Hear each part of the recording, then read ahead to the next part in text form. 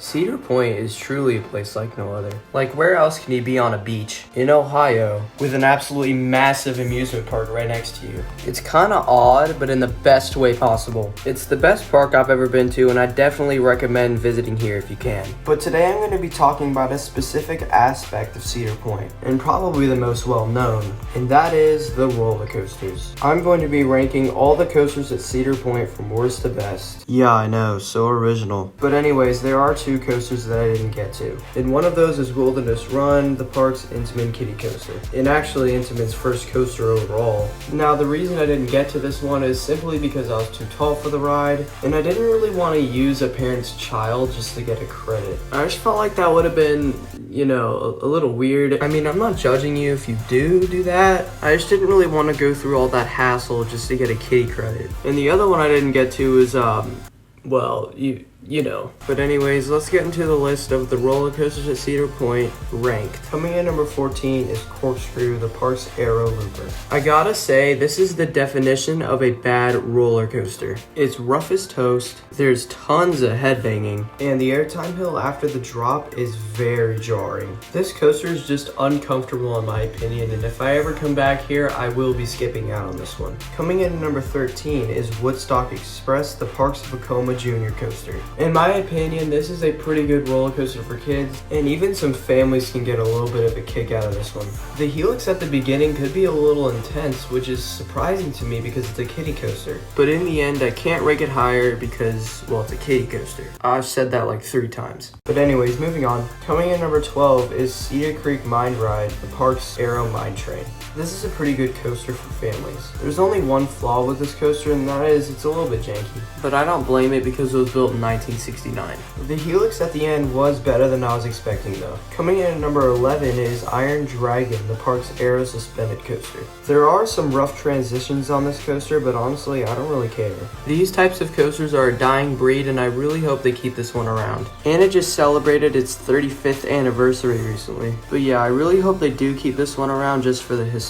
Coming in at number 10 is Gemini, the park's Aero Hybrid dueling coaster. This was my first ever dueling coaster, so it was pretty cool. The layout isn't anything special, but at least the concept is cool. I high-fived like 4 riders from the other train. I didn't know if you were supposed to do that or not, but I did. Also, does this ride count as 2 credits or just 1 credit? Personally, I count it as 2, but I'd love to hear from you, so leave your answer in the comments if you'd like. Coming in at number 9 is the park's oldest roller coaster, Blue Streak, the park's PTC wooden coaster. This coaster is underrated in my opinion. I've heard that it was super rough, uncomfortable, and it didn't have any airtime, but I was shocked when I came off because I figured out they were wrong. I mean, it's gonna be a little rough because it's a wooden coaster from 1964, but it actually has pretty good airtime, some being ejector. I think they're going to keep this thing around a little longer because it seems to be well maintained. Coming in at number 8 is Rougarou, the park's B&M floorless coaster. This coaster actually used to be a stand-up coaster called Mantis, which opened in 1996, but in 2015 Cedar Point decided to convert it into a floorless coaster called Rougarou. This ride isn't good, but it isn't bad. There is some headbanging on the second half, but the first half is pretty forceful and smooth. This is a mirror image of Green Lantern at Six Flags Great Adventure, which I have not had the chance to experience. And Green Lantern is still a stand-up coaster while this is a floorless. But like I said before, this ride isn't good, but it isn't bad, so I think a number 8 spot seems fair. Coming in at number 7 is Valravn, the park's B&M dive coaster. Although this ride isn't as good as Griffin or Sheikra in my opinion, it's still a good ride. Nothing special, but it's good. I think it has to do with the vest restraints, because I feel like if it just had the regular over-the-shoulder restraints, it'd be much better. But before I move on, I gotta admit, Valravn is so photogenic.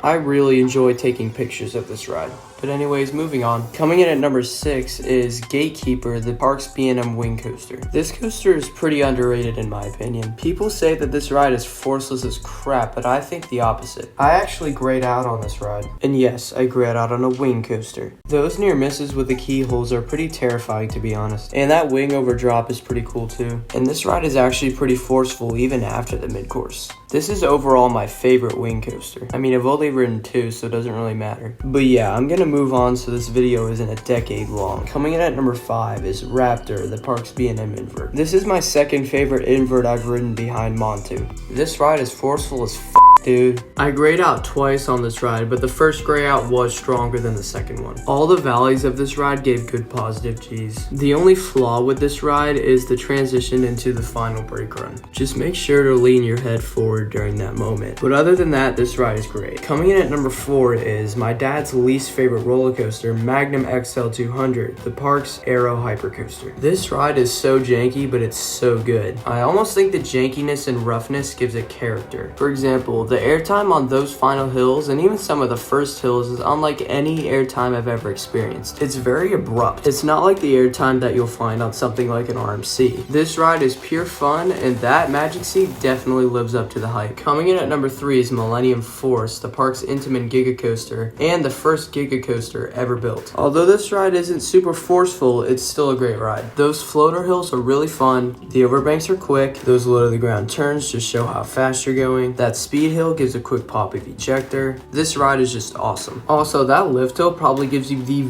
best view you can ever get on a roller coaster. Coming in at number 2 is Maverick, the park's Intamin Blitz Coaster, and the first Blitz Coaster ever built. This ride is super intense. The launch in the tunnel is amazing. The snappy transitions give you lateral pops of airtime. The airtime hills give strong ejector. It even has some rock work, and we can't forget about that 95-degree drop. Dropping at that steep of an angle at such a short height is unbelievable. And those stangle dives are super snappy. I can't even imagine how snappy that Heartline roll would have been. And finally, we've come to number 1, and I'm gonna give it to Steel Vengeance, the park's RMC hybrid coaster. There is nothing wrong with this coaster. Literally nothing. That first drop in the back row gives strong and sustained ejector airtime. The top hat and outer bank gives so much airtime, it's unbelievable. The inversions all give sustained hang time, especially the first one. There's more airtime hills than I have brain cells, and after all that, it's smooth as glass. This ride is long, that's what she said, and the ride has absolutely no dead spots, and that's why I love it. I got 8 rides on this coaster, and I truly can't get enough of it. So that was my ranking of the roller coasters at Cedar Point. I really hope you enjoyed the video. If you did, please consider liking, commenting, and subscribing, as it helps me fight the YouTube algorithm, and it's a great way to support my channel. Anyways, I hope you enjoyed, and I'll see you in the next video.